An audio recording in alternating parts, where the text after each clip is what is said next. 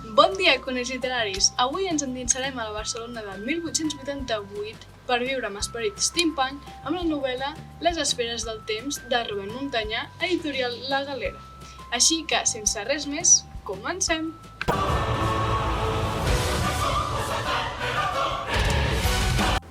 Primer de tot, situem-nos. Què passa el 1888 a Barcelona?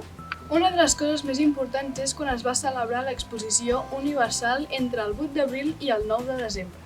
L'exposició s'estenia en una superfície de 380.000 metres quadrats, l'Arc de Triomf era la porta d'entrada, seguia pel Parc de la Ciutadella, el Zoològic, on està actualment l'Estació de França i on coneixem la ubicació de l'actual Hospital del Mar, a la Barceloneta.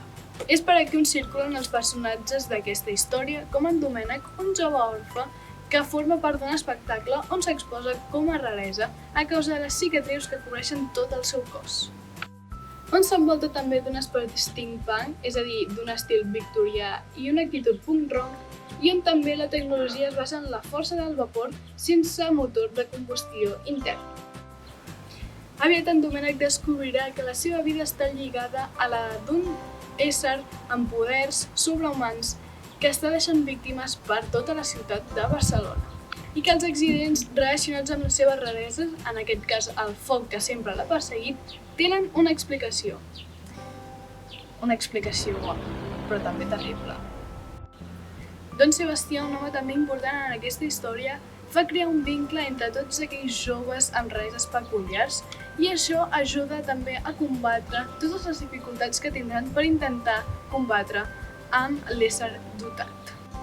Si voleu descobrir més sobre aquesta història i voleu tots els detalls, no dubteu en llegir-la. Espero que us hagi agradat el vídeo. Fins aquí la recomanació d'avui, Les esferes del temps, de Rubén Montanyà.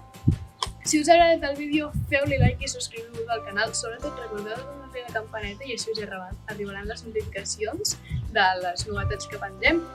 I tots aquells que tingueu Instagram, no dubteu en seguir-me a @coniliteratura per saber més novetats. Fins a la propera! Adéu!